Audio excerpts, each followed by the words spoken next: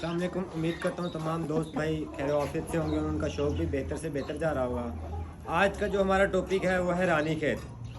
तो जैसे कि आप जानते हैं मौसम की तब्दीली की वजह से हमारे काफ़ी हद कस्टमर ऐसे हैं जिनको प्रॉब्लम आ रहा है उनके परिंदों में, किसके परिंदे बैठ रहे हैं, टांगों में जान नहीं है, आँखों का रेशा हो गया, जिस्म में सुस्ती हो गई। तो जिस वजह से काफ़ी हद तक दोस्त ऐसे हैं जिनका शौक बेहतर नहीं हो रहा, तो उनके परिंदे डिस्टर्ब हो रहे हैं और एक्सपायर हो रहे हैं। तो रानीखेत एक ऐसी बीमारी है जो हर आने वाले सीज़न में एक बार लाजमी अटैक करती है। इसका अटैक का दौरानिया तकरीबन 7 से 8 दिन का होता है। ये 7 से 8 दिन में परिंदों को बहुत ज़्यादा नुकसान देती है। इसका आपको इलाज बताया जाएगा, एहतियात बताई जाएगी और निशानियाँ बताई जाएंगी, ठीक है। और इसका दौरानिया आपको मैंने पहले बता दिया जैसे कि 7 दिन का होता है। अगर इसमें हम परिंदे की केयर कर लेते हैं तो परिंदा किसी भी तरीके से डिस्टर्ब नहीं होता। सबसे पहले अलामत ये होती है कि परिंदा खाना छोड़ जाता है, कमज़ोरी बनाना शुरू कर जाता है। अगर खाना खाता है तो खाने की मिकदार बहुत कम होती है, बीट पीली करता है, कभी सफ़ेद करता है या हरी बीट। ये तीनों बीमारियां रानीखेत की हैं। इसके अलावा परिंदा टांगों से बैठ जाना, आँखों में खारिश, आँखों में पीलापन आ जाना, आँखों में यानी कि नमी वगैरह, झाग बनना, आँखों का रेशा।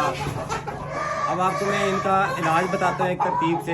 रानीखेत में सबसे पहले ये करना है कि परिंदे का ट्रीटमेंट, खुराक का खास ख्याल रखना है। बाजरा और गंदम ये तो हरगिज़ नहीं लेना उसको, ये बेहद उसके लिए नुकसान है। सख्त खुराक, मिक्स बाजरा या फीड वगैरह भी नहीं देनी। ये फीड भी सख्त खुराक में कुछ ना कुछ हद तक शुमार होती है। रोटी वगैरह तो हर घर में होती है, ब्रेड वगैरह मार्केट से अमूमन मिल जाती है, तो नरम खुराक।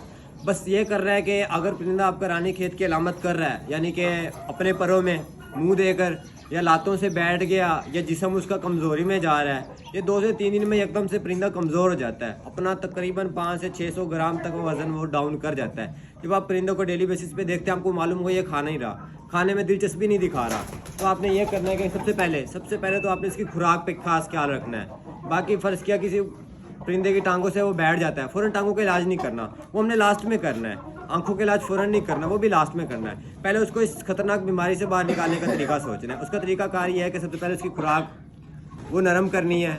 रोटी में थोड़ी सी मिकदार अजवाइन की डाल लें, ठीक है। वो उसको खाना खिलाना सुबह फर्स्ट टाइम हल्का सा फ्लैजल, आधी गोली फ्लैजल खिला दें उसके साथ। रोटी भी इस्तेमाल कर सकते हैं, ब्रेड वगैरह, या नरम खुराक कोई भी हो। और सबसे अहम बात, उसका पोटा नहीं रुकने देना। पानी में बुखार वाला कोई भी सिरप में हम पैनाडोल इस्तेमाल कर सकते हैं, कार्पोल इस्तेमाल कर सकते हैं। वो सिरप उसको डायरेक्ट नहीं पिलाना, वो उसके लिए नुकसानदेह है। एक मामूली सी मिकदार 1 चम्मच एक गिलास में डाल के आप वो पानी 24 घंटे उसके सामने रखा रहे। अगर वो उसमें बीट कर देता है या पाँव मार देता है, पानी ख़राब हो जाता है, तो पानी हटा के फ़ौरन रखें। ये खास ख्याल करना है कि उसका पोटा बिल्कुल भी बंद ना हो, पोटा चलता रहे। जब तक परिंदे का पोटा चलता रहेगा, परिंदे के बचने के चांसेस 50% है। जिस दिन उसका पोटा रुक गया, तो रानीखेत की बीमारी में अगर पोटा रुक जाए तो परिंदा अगले दिन एक्सपायर हो जाता है, उसको हम नहीं बचा सकते। पानी में ज़्यादा से ज़्यादा बुखार वाला सिरप इस्तेमाल करना है।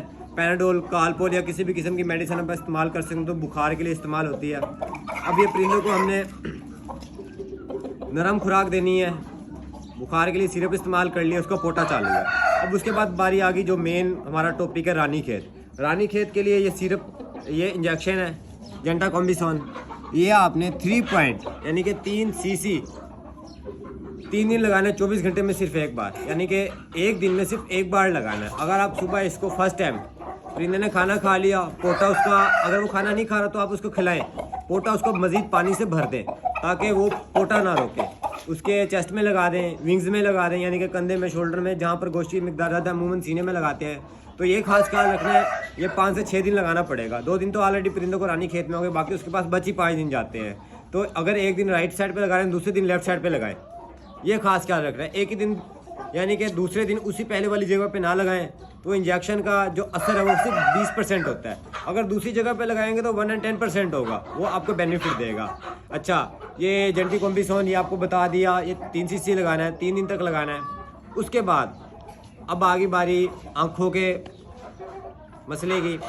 झाग बन रही है, स्वेलिंग हो रही है, परिंदा सही तरीके से आँख नहीं खोल रहा, उसके लिए आप मार्केट से कोई भी आई ड्रॉप इस्तेमाल कर सकते हैं।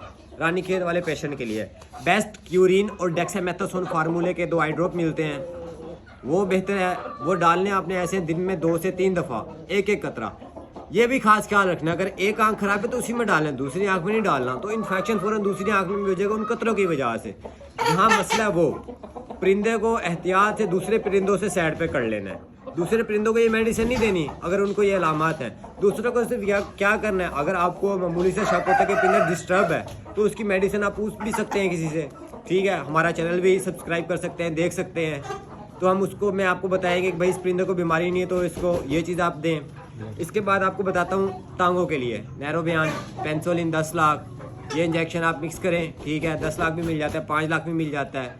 ये आपने इस्तेमाल करना है सिर्फ 2 दिन। 2-2 सीसी परिंदे की मिकदार के लिहाज से, परिंदे के वजन के लिहाज से कहने की बात यह है। अगर बड़ा परिंदा है तो उसमें 2 सीसी, अगर छोटा परिंदा है तो 0.5 यानी कि आधा सीसी। ये आपने दिन में 1 दफ़ा लगाना है, ठीक है। इंशाल्लाह ताला 2 दिन में आपका परिंदा टांगों से खड़ा आ जाएगा। अब आपके परिंदा रानीखेत से भी निकल चुका है, टांगों से खड़ा भी हो गया है। सख्त खुराक हरगिज़ नहीं देनी, फिर भी उस बीमारी के बाद 1 हफ्ता यानी कि 7 दिन तक आपने नरम खुराक ही देनी है, वही जो आप उसको रानीखेत के अलामात में दे रहे थे। जब आपको पता लगे कि ये खुराक ज़्यादा खा रहा है, यानी कि आपने रोटी डाली है, उसमें अजवाइन की मिकदार डाली हुई है, पानी डाला हुआ है, वो भूख ज़्यादा में आ रहा है, तब आप उसको मामूली सी खुराक सख्त दे सकते हैं, जिसमें बाजरा और गंदम 2 फस इस्तेमाल करनी है। मिक्स दाना फिर आपने इस्तेमाल नहीं करना। इसके अलावा और भी वीडियोज़ वगैरह आती रहेंगी, ठीक है दोस्त। फिर मिलते हैं अगली वीडियो में।